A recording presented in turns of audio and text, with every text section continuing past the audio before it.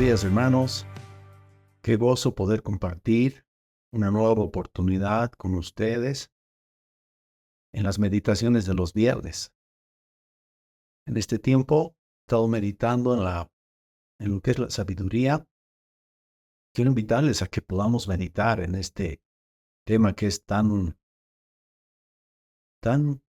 profundo, diría yo, y tantas veces recomendado en la palabra del Señor para con su pueblo, para con sus hijos, ¿no?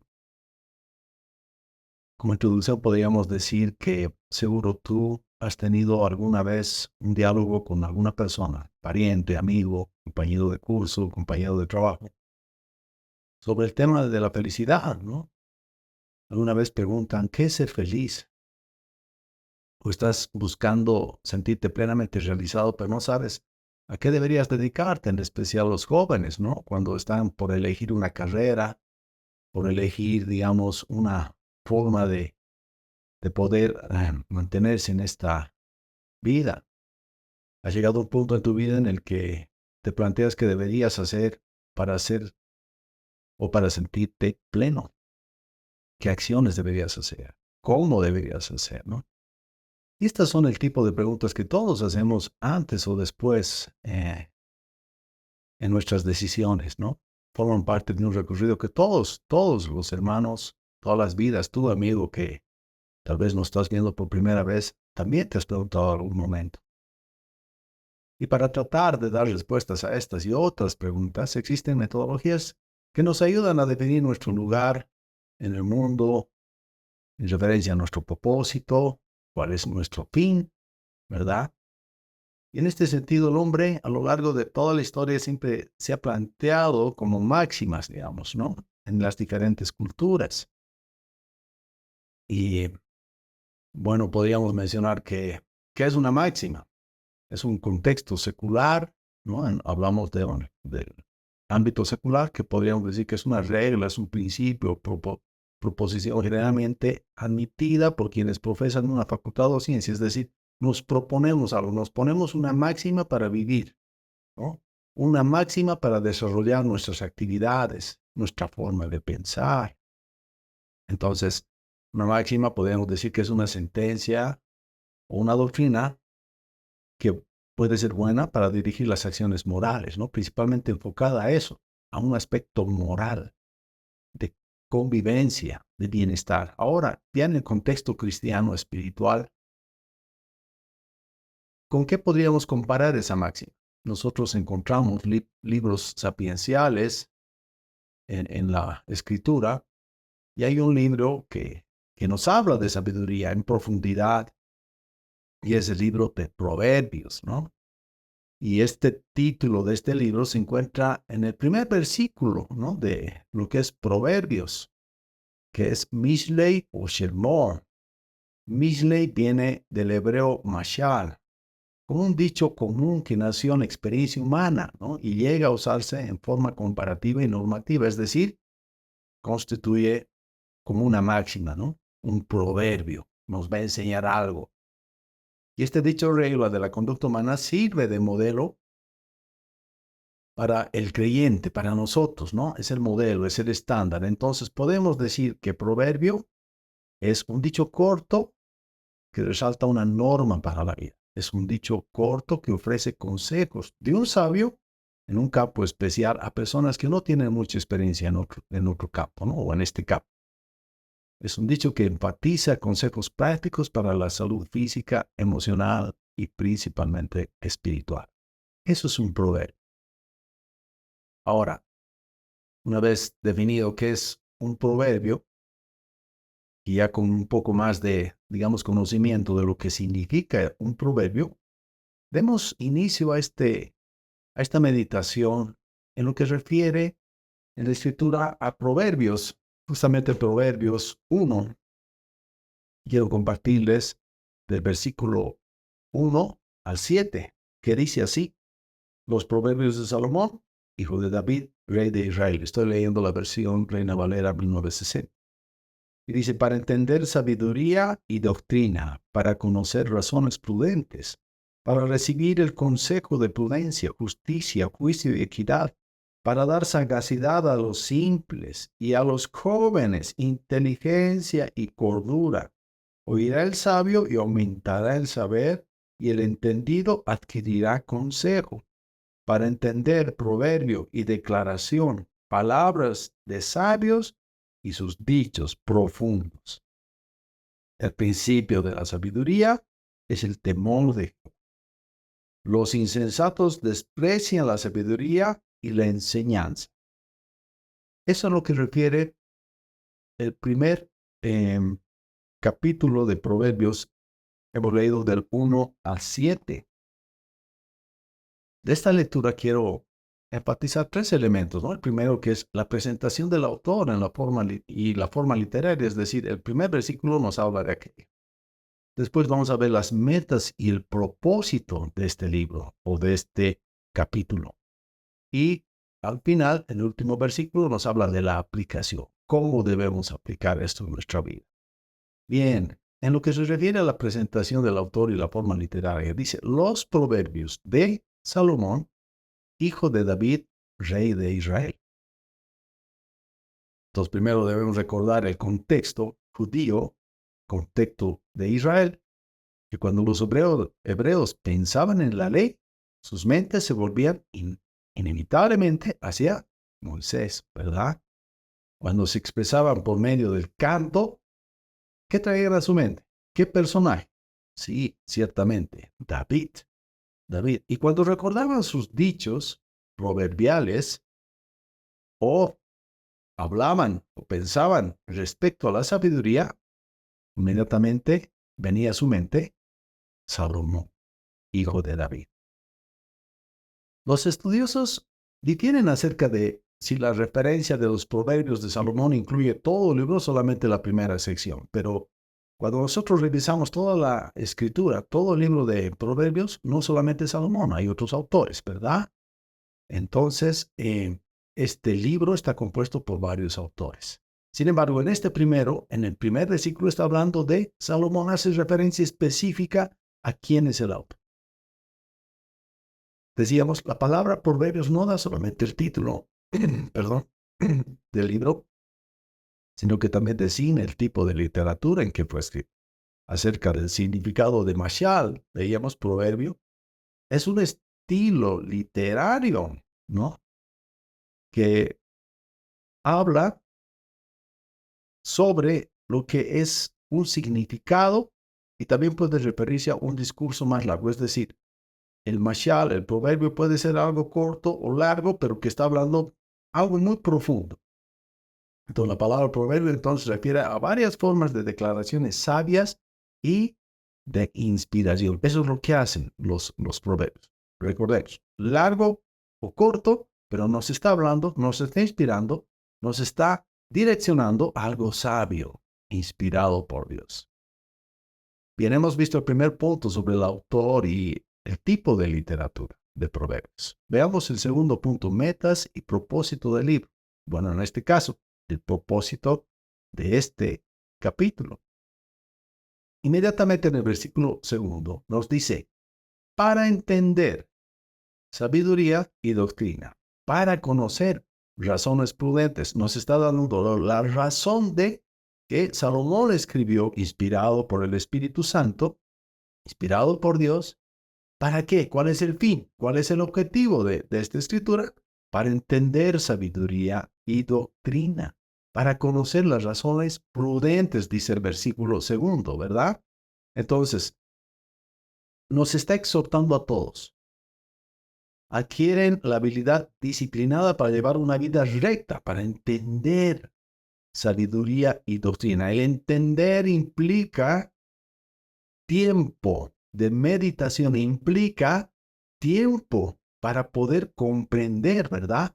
Cuando tú seguramente quieres entender alguna materia en específico referente a tu estudio, tu profesión, ¿qué es lo que haces? Lees y después meditas, ¿no? Le das un tiempo para que puedas digerir aquella información que has leído y puedas adquirir ese conocimiento, esa especialidad. En este caso estamos hablando para entender sabiduría, ¿no? para obtener inteligencia, dice, para conocer razones prudentes. Es decir, nuestra mente no está exenta de la creencia, de la fe, de lo que Dios nos está enseñando. La primera de estas explica en los versículos desde el 3 al 5 este tema de la inteligencia, ¿no? Y la segunda es ya en el versículo 6, como lo vamos a ver más adelante. Proverbios se enfoca en la aplicación de principios morales y éticos que resultan en una vida plena y piadosa. Es decir, nuestras vidas deberían aplicar principios morales y éticos. Y como vamos a ver en el último versículo, ¿de dónde fluye esto? ¿Cómo se da? Una persona con esta clase de sabiduría es experta, dicen, vivir piadosamente. Es decir, una experiencia. A su vez, esa forma de vida resulta en disciplina y orden. Es el fruto de haber vivido aquello, constituye un patrón de conducta, una disciplina personal que cada uno de nosotros ejerce delante de Dios. Leí en algún texto que hacía la diferencia entre los ancianos y los jóvenes, ¿no? Y decían, ¿cómo el anciano concibe, conceptualiza lo que es justicia o injusticia en referencia a lo que un joven conoce de lo que es injusticia o justicia? En el caso del joven, conoce la definición de lo que es justicia e injusticia. Mas el anciano, el que ya ha tenido un recorrido, no solo conoce el concepto, sino la ha vivido. La ha vivido. Y eso se traduce en un principio moral en su vida. Es una aplicación. Entonces, las vivencias que tienen los ancianos, las vivencias que tienen las personas en la palabra, como dice también la Escritura en el Nuevo Testamento, es referencia a las mujeres, ya que son mayores, que enseñen a las jóvenes cosas, ¿verdad? Principios morales, cómo comportarse, cómo debería estar su disciplina, su cotidiano vivir. Y eso es fruto de aquellas vivencias que uno ha tenido, ¿no? Y ha aprendido.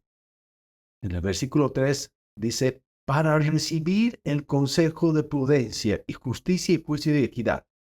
Es decir, contiene una unidad de 3 palabras, justicia, derecho y equidad, que aparece de nuevo en el 2:9, más adelante, y en el segundo pasaje de la conclusión suma las 3 palabras, todo buen camino. Era muy importante la capacidad de evaluar una situación y después hacer lo justo para recibir el consejo de prudencia, prudente, hombre prudente, mujer prudente, no personas que saltan emocionalmente, no personas que son fosforitos, digamos así, ante cualquier situación, sino son prudentes, reciben el consejo, atesoran ese consejo para justicia, juicio y equidad. Aquí el conocimiento y la disciplina se complementan por el concepto de lo justo, sea en un nivel personal o en un nivel público y legal.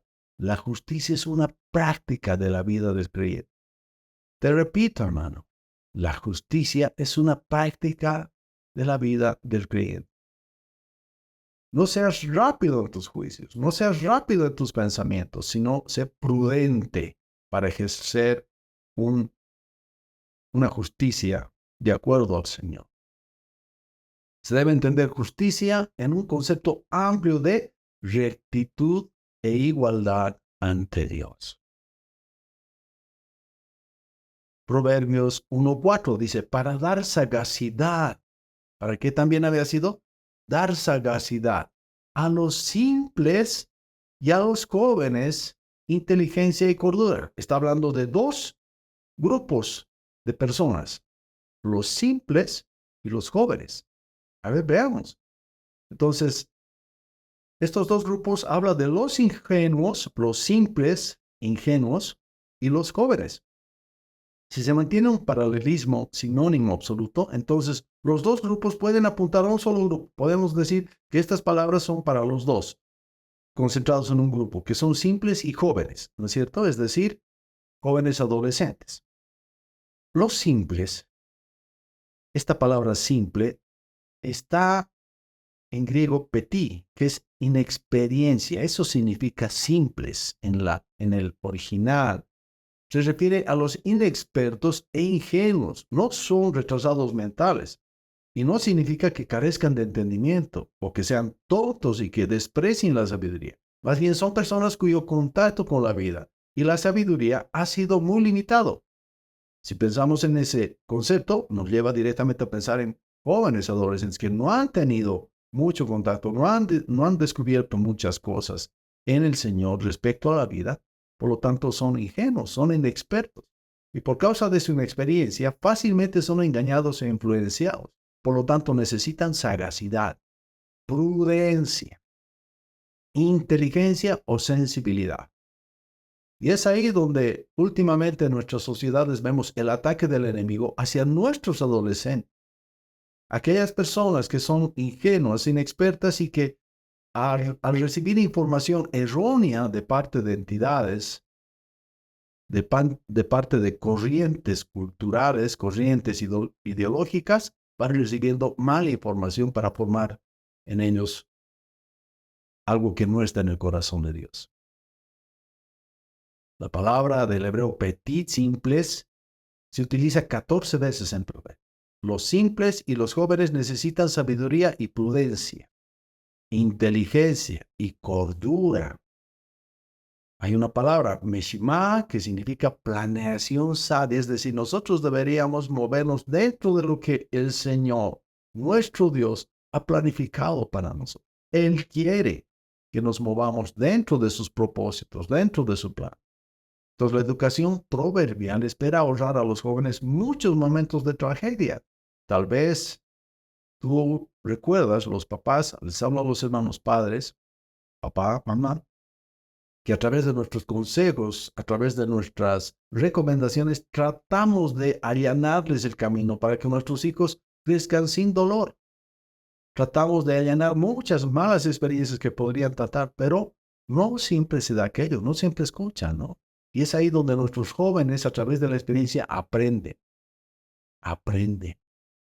El maestro de la sabiduría sabe que se trata de la salvación y la perdición de una vida. Es decir, no estamos hablando de valores solamente, sino de vida. Vida. Se transforma en el heraldo del evangelio, de la sabiduría divina, base para la vida exitosa. Es decir, si nosotros, si tú, joven, si tú, adolescente, o si tú que eres ingenuo en algunas cosas, que no has descubierto, que no conoces la palabra en su profundidad, pero te acercas y tienes temor delante de Dios, vas a recibir esa sabiduría divina y vas a poder tener una vida exitosa en lo que se refiere al Señor. Entiéndase bien, la exitosa, o sea, la vida exitosa no significa que vas a estar lleno de dinero, ¿no? Principalmente en esta sociedad lo que vemos es eso. Exitoso es igual a, ¿cuánto ha ganado este varón o esta mujer, ¿no? ¿Cuánta riqueza tiene? No. El éxito en el Señor, el éxito en Dios es totalmente diferente a la concepción que tiene el mundo de éxito. El éxito en la vida del Señor es una vida piadosa, es una vida que se sujeta a Dios, por lo tanto tu corazón, tu alma vive confiado, recibiendo las bendiciones de Dios. Ese es el éxito. Proverbios 1:5. Oirá el sabio y aumentará el saber, y el entendido adquirirá consejo. Habla que el sabio aumentará el saber, es decir, cuando decimos alguien es sabio, podemos estar claros de que ese sabio todavía tiene muchas cosas que aprender, ¿verdad? Pero ya tiene un recorrido, ya tiene un bagaje, digamos, de conocimiento, de sabiduría, pero seguimos aprendiendo. Y el entendido adquirirá consejo, es decir, el experimentado, el sabio que es Jacob, y el entendido también debe recordar su necesidad de crecer en sabiduría, aumentar el saber y adquirir consejo. Consejo es dirección, como el mecanismo que dirige un barco y señala la necesidad de llevar nuestra vida en una dirección correcta. ¿Recuerdan esa el elemento que tiene el barco, que es el timón que dirige, ¿no es cierto?, los barcos a un destino, a una dirección. De la misma forma nosotros debemos siempre estar adquiriendo el consejo, la dirección de Dios para poder timonear nuestra vida. La segunda clase de personas que se van a beneficiar de estos proverbios son los mismos sabios, dicen, ¿no? Las personas maduras y ya adultas. En la Biblia hay muchos sabios ancianos que escucharon la palabra de Dios y seguían respondiendo a ella. Moisés, Nicodemo. Se puede ver que el libro de Proverbios es un libro autoritativo para las otras fuentes de sabiduría. El autor o sabio es maestro de maestros, así que hay una clase de perfeccionamiento para los sabios. Este hecho denota la profundidad y el valor del libro. Es decir, no estamos leyendo cualquier literatura, cualquier libro. Estamos leyendo algo que es la fuente de vida, aquella que es la fuente del conocimiento, del saber, del consejo. Entonces tenemos que saber valorar lo que estamos leyendo en este libro, porque no lo ha escrito cualquiera, sino es un varón que ha tenido un corazón enseñable delante de Dios, ¿verdad? Entonces, tenemos que atesorar esto. Una persona inmoral o injusta no puede ser sabia a los ojos de Dios. O el hecho de cerrar nuestros oídos, no buscar la sabiduría, no vamos a encontrar la bendición de Dios. A los ojos de Él estamos cerrados, ¿verdad? Cuando no estamos buscando la sabiduría. Proverbios 1:6 dice, para entender proverbio y declaración, es otra razón por la cual escribe Pablo. Para entender proverbio y declaración, palabras de sabios y sus dichos profundos. El que entiende de razones prudentes conoce el significado de un proverbio y declaración, así como de las palabras de sabios y sus dichos profundos. La frase dichos profundos se refiere a un establecido indirecto, oblicuo o enigmático, cuya figura del lenguaje necesita interpretarse, es decir, algo que tenemos que meditar, lo que tenemos que rebuscar, lo que tenemos que escarbar para entender cuál es la definición concreta, cuál es la razón de este dicho, que es profundo. Profundo justamente su nombre mismo lo dice, no es algo que está en la superficie, es algo que tenemos que buscar, que tenemos que excavar, que tenemos que ser diligentes en buscar cuál la razón de. El versículo 6 también muestra que el libro es producto del esfuerzo de los sabios y no de una sola persona, sea Salomón u otra. Junto a las palabras de los sabios se encuentran algunos géneros de la literatura sapiencial, tales como los proverbios, los dichos profundos, los enigmas, todos apuntando a dichos difíciles y complejos, algo en que hay que meditar y reflexionar. Este es un punto importante, hermanos. Alguna vez cuando conversamos con hermanos, les preguntamos, ¿lees la palabra? Sí, leemos la palabra. Pero algo que nos falta es este elemento de meditar y reflexionar, para que en función de esos dos elementos que los hacemos en nuestro ser, en lo más profundo de nuestro ser, el de meditar y reflexionar, los ponemos por obra, se traducen en eso. Cuando meditamos y pensamos, cuando meditamos y reflexionamos. La palabra reflexionar tal vez nos lleva a replantear cosas que habíamos entendido de una forma en un principio, pero que ahora a través de la meditación y la reflexión las podemos reconceptualizar y reposicionar en nuestra vida, porque en un principio tal vez las hemos entendido de una forma diferente, menos profunda. Pero a través de estos elementos, lo que trata el sabio al recomendarnos es que debemos tomarnos tiempo. Esto significa tiempo. Les decía, una cosa es la lectura. Y podemos leer este primer capítulo. Y lo podemos hacer rápido.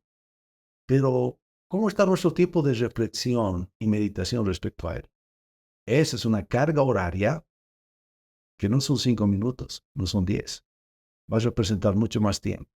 El de poder entender, el de poder reflexionar en estos principios, en estos consejos que nos dan los sabios. Obviamente, este libro podríamos decir es oro puro, ¿no? Oro puro, pero que nosotros tenemos que tener el cuidado de escudriñar, de escarbar, de buscar en esas profundidades. Entonces, a la luz de estos versículos que hemos revisado, estamos claros que las metas del libro son altamente comprometedoras. Es decir, su deseo superior es formar al joven en una integridad y en una madurez que le permitan desarrollar una recta vida y una exitosa vida. A eso está apuntando, a que los jóvenes puedan lograr vivir en esa integridad y en esa madurez, para que delante del Señor puedan tener una vida recta y exitosa. A eso está apuntando el autor. El tercer punto, lo que es la aplicación. Y básicamente es lo que nos habla el versículo 7, ¿no? Proverbios 1:7, que dice: el principio de la sabiduría es el temor de Jehová. Los insensatos desprecian la sabiduría y la enseñanza. Salomón escribió que el temor al Señor es el principio de la sabiduría. La expresión el temor de Jehová aparece 11 veces en Proverbios. Principio es la palabra, en hebreo reshit, que significa comienzo. Ahí es donde tenemos que empezar nosotros.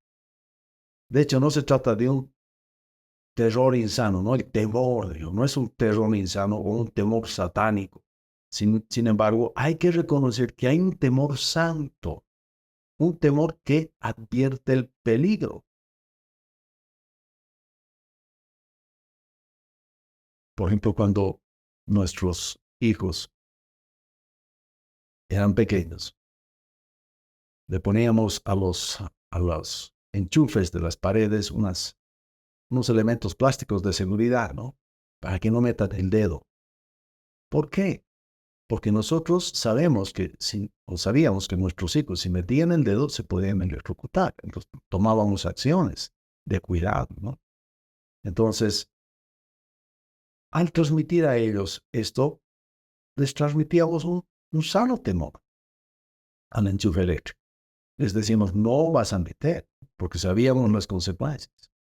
Entonces, los padres tienen que disciplinar al niño para que no meta el dedo en el enchufe, porque sabíamos que iba a pasar nosotros.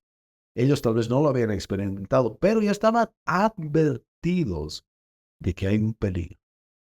En consecuencia, hay un temor, ¿verdad?, en ellos de meter el dedo en un enchufe eléctrico.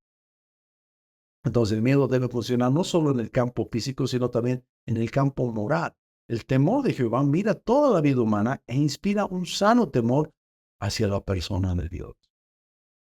Cuando tú ministras a tus hijos en referencia a Dios, sus principios, lo que dice la palabra, estamos advirtiendo, estamos poniendo en ellos esa inspiración de un sano temor hacia la persona de Dios. No se puede obtener el conocimiento de las cosas espirituales si se comienza en un lugar incorrecto, rechazando el temor del Señor. El principio es el temor del Señor. Es lo que nos está diciendo, el comienzo, el inicio. Entonces, reconocer el carácter de Dios y responder con reverencia, confianza, adoración, obediencia y servicio. Ese es un buen principio de temor delante de Dios. Ese recit también significa la culminación. La esencia del conocimiento verdadero es el temor a Dios. Te repito, hermano, la esencia del conocimiento verdadero es el temor a Dios. Separado de él, la persona queda en la ignorancia y en cuanto a las cosas espirituales, perdida, ¿verdad? En contraste con aquellos que temen al Señor y tienen conocimiento, los insensatos, dice la última parte, desprecian la sabiduría y la enseñanza. Desprecian es traducido en términos hebreos bus, que significa despreciar, menospreciar, ridiculizar. Es decir, no atesoramos, lo dejamos de lado. Esta palabra de bus también se utiliza 7 veces más en Proverbios, en diferentes capítulos. Pero hay 3 palabras en hebreo también que son distintas en su traducción, como por ejemplo insensato. Una clase de insensato que sí se caracteriza por una mente inactiva y cerrada. Tiene la cabeza dura y es testarudo. Esa palabra aparece con mayor frecuencia en Proverbios que las otras 2. Se menciona 49 veces en el libro, ¿no? Y este tipo de insensato rechaza la información que proviene de otros porque es perezoso y visión corta. 2 elementos bien complicados, bien complicados. La otra palabra se traduce insensato, que es naval, que solo se utiliza 3 veces en Proverbios y se refiere a alguien que carece de percepción espiritual, muerto espiritual. Un tercer tipo de insensato es Ewili. Es el interrogante y petulante, además de torpe, ¿no? Es una persona burda y aferrada a sus caminos. Esa palabra se utiliza 19 veces en Proverbios y solamente 7 en otros libros.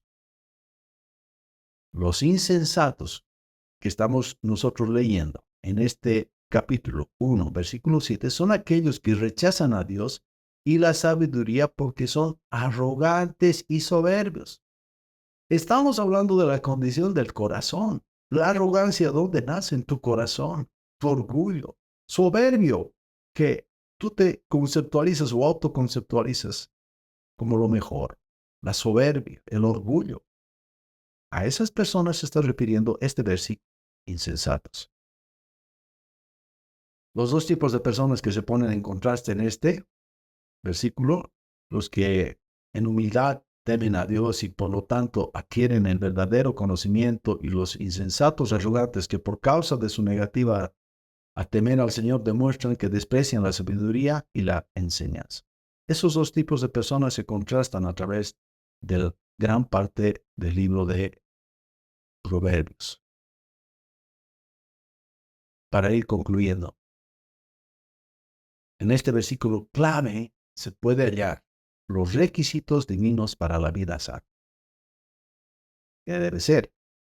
Una relación correcta con Dios. Ese es el temor con el Señor, el temor de Jehová. Una relación correcta. Un discipulado continuo, el principio de la sabiduría. Un tercer punto puede ser un respeto por la dirección divina. Solo los insensatos desprecian la sabiduría y la enseñanza. Debe haber la iniciación de nuestro andar con Dios, la continuación de la comunión redentora y la aplicación de nuestros corazones a la disciplina y a la instrucción divina. Querido oyente, hermano, hermana, estoy seguro que la palabra de Dios y el Espíritu Santo te ha hablado y ha puesto elementos en los cuales tú debes trabajar, debemos trabajar, en referencia a nuestro vivir, a la forma como estamos teniendo la comunión con Dios, si la tenemos o no. Debemos meditar, debemos esforzarnos, debemos perseverar en el temor de Dios. Entonces mi aliento y ánimo es para que no dejes pasar el tiempo sin echar mano a las cosas que necesitan un cambio o un ajuste en tu vida. De la lectura que hemos hecho de estos 7 versículos, está implícito ¿qué elemento? El tiempo. Es decir, una sola vez se es joven, ¿verdad? Entonces hay una acción sabia en no dejar que transcurra ese tiempo o ese avance sobre nuestras metas y tener más de Dios. Es decir, cada día que pasa puedes tener más de Dios, pero cada día que pasa y no buscas de Dios, pierdes. Entonces, debemos ser intencionales, debemos perseverar, debemos buscar, debemos tener comunión con Dios cada día, porque cada día puedes tener un poco más de Dios, conocer un poco más del Señor, descubrir de nuestro amado Dios algo en referencia a su persona, en referencia a su voluntad, en referencia a su amor. Y tantos componentes con los cuales podemos conocer a Dios. Querido amigo, hermana, hermano, el resto del día y aún en tu descanso puedes meditar en lo que acabamos de leer en referencia a la sabiduría, a los proverbios que el Señor nos ha otorgado para que podamos leer, reflexionar, meditar delante de nuestro Dios. Te quiero invitar a que podamos hacer una breve oración.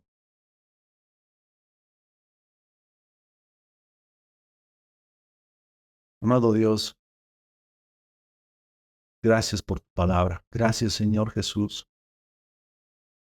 por tan grande amor, por dejarnos la Escritura, Señor, para mostrarnos cuál es tu corazón, cuál es tu dirección, para que nosotros podamos aplicar esto a nuestra vida, Señor, para que nosotros podamos lograr sabiduría y aún logrando sabiduría, seguir recibiendo de ti el consejo, la dirección. Padre bueno, gracias por tu Hijo Jesús. Gracias por tu Espíritu Santo.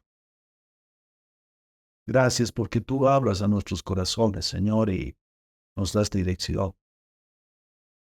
Gracias porque tú redacuyes también nuestros corazones. Queremos volvernos a ti, Señor. Cada día queremos serte fieles, Señor. Cada día queremos alegrar tu corazón. Permítenos conocerte más. Revélate en nuestras vidas, en las diferentes áreas. Pon sellos en nuestro corazón para conocerte más y agradar tu corazón en nuestra forma de vida. En el nombre de Jesús oramos. Amén y amén. Amados amigos, amados hermanos y hermanas, el Señor les bendiga grandemente. Hasta una próxima oportunidad, si Dios lo permite.